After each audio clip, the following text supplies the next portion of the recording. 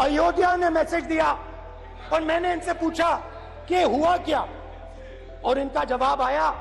मैंने उनसे पूछा कि आपको कब पता लगा कि आप अयोध्या में जीत रहे हो, और आपने कहा पहले दिन से मुझे पता था। सही बात। और मैंने कहा ये क्या हुआ? उन्होंने कहा राहुल जी, अयोध्या में एयरपोर्ट बना, अयोध्या की जनता से जमीन छीनी गई और आज तक उन्हें मुआवजा नहीं मिला है। उन्होंने कहा, सही बात, उन्होंने कहा कि अयोध्या में जो भी छोटे छोटे दुकानदार थे, जो भी छोटी छोटी बिल्डिंग्स थी, उन सारों को तोड़कर गिरा दिया गया और उन लोगों को सड़क पर कर दिया गया। इन्होंने यह भी कहा कि अयोध्या के इनॉग्रेशन में अयोध्या की जनता को बहुत दुख हुआ, क्योंकि इनॉग्रेशन में अदानी जी थे, अंबानी जी थे, मगर अयोध्या का कोई नहीं था। और ये कारण था कि अयोध्या की जनता में, उनके दिल में नरेंद्र मोदी जी ने भय डाल दिया। उनकी जमीन ले ली, उनके घर गिरा दिए, और फिर अयोध्या के गरीब लोगों को, किसानों को, मजदूरों को मंदिर के इनॉग्रेशन तक नहीं जाने दिया। मंदिर के इनॉग्रेशन छोड़ो, उसके बाहर भी नहीं जाने दिया। और इसीलिए अयोध्या की जनता ने सही मैसेज भेजा। अच्छा, इन्होंने मुझे एक और बात बोली। 3 बार इन्होंने कहा कि 3 बार नरेंद्र मोदी ने टेस्ट किया। 2 बार क्या मैं अयोध्या से लड़ जाऊं? और सर्वेयर्स ने कहा अयोध्या में मत लड़ जाना, अयोध्या में मत लड़ जाना, अयोध्या की जनता हरा देगी। और इसीलिए प्रधानमंत्री वाराणसी गए और वहां बच के निकले। माननीय अध्यक्ष जी, लोकतंत्र ने और संविधान ने मुझे सिखाया है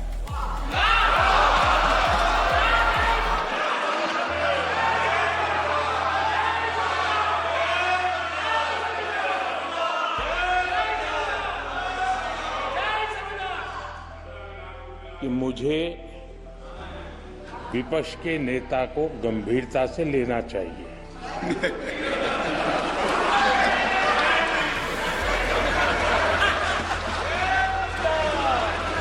स्पीकर सर, आपने कहा कि डिबेट प्रेसिडेंट्स एड्रेस पे होनी चाहिए। ये जो मैंने किया है, अनुराग ठाकुर जी ने अयोध्या की बात की थी, अनुराग ठाकुर जी ने सनातन धर्म पर आक्रमण की बात की थी, इसीलिए मैंने ये किया है। मैं दिखाना चाहता हूं कि अयोध्या में क्या हुआ, अयोध्या की सच्चाई क्या थी।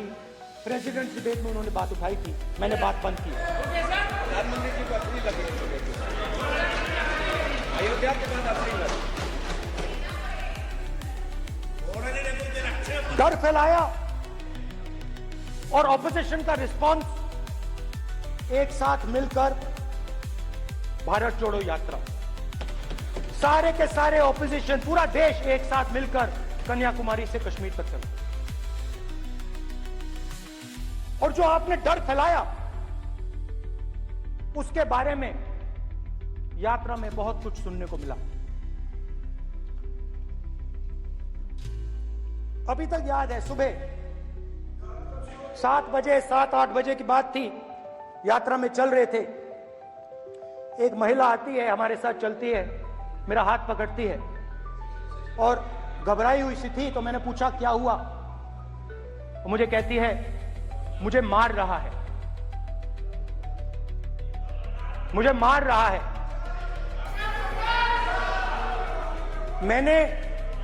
मैंने पूछा कौन मार रहा है? कौन मार रहा है? बेटी बचाओ, बेटी की दुविधा सुनाई नहीं दे रही, बेटी का दर्द नहीं सुनना चाहते, भारत की महिलाओं का दर्द नहीं सुनना चाहते। मैंने पूछा कौन मार रहा है, कहता है मेरा पति मार रहा है। मैंने कहा क्यों? कहती है सुबह का खाना नहीं दे पाई। मैंने कहा क्यों? खरीद नहीं पाई। महंगाई है, महंगाई है, खरीद नहीं पाई, खाना नहीं पका पाई, इसलिए मुझे मार पिट रही है। मैंने कहा बहन क्या करूं, कैसे आपकी मदद करूं? कहती हैं आप कुछ मत कीजिए, आप कुछ मत कीजिए, आप सिर्फ ये बात याद रखिए कि महंगाई के कारण हिंदुस्तान में हजारों महिलाओं को सुबह पीटा जा रहा है। उसके शब्द हैं, मेरे शब्द नहीं है। गैस सिलेंडर, महंगाई, तो आपने गरीबों को, महिलाओं को डराने का काम किया।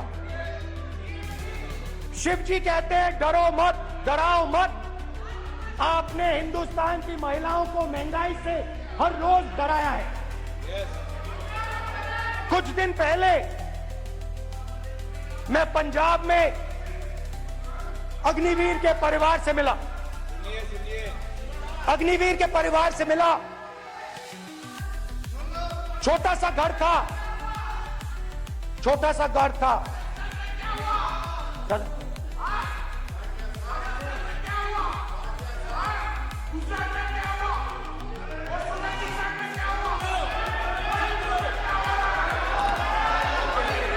ठीक है,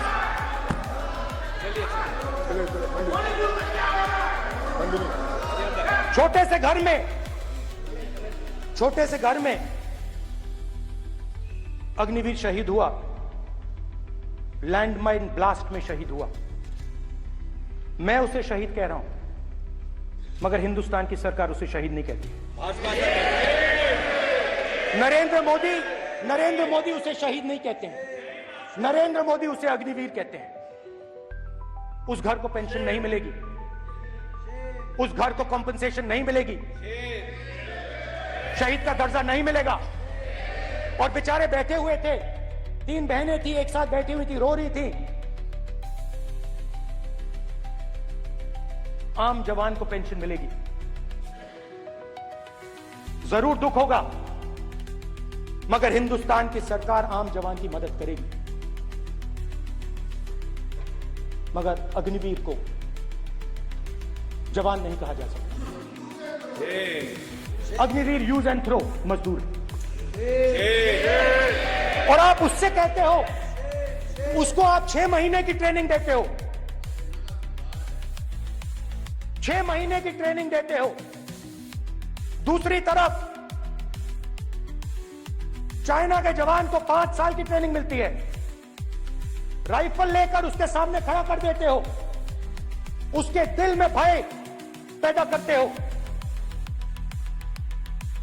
एक जवान और दूसरे जवान के बीच में फूट डालते हो कि एक को पेंशन मिलेगी, एक को शहीद का दर्जा मिलेगा, दूसरे को नहीं मिलेगा।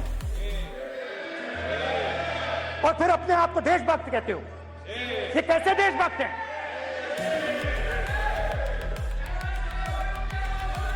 फिल्म स्टार जैसी फोटो थी उस लड़के की, फिल्म स्टार, बॉलीवुड स्टार की फोटो थी। मैं सोच रहा था, देखो इस युवा ने जान दी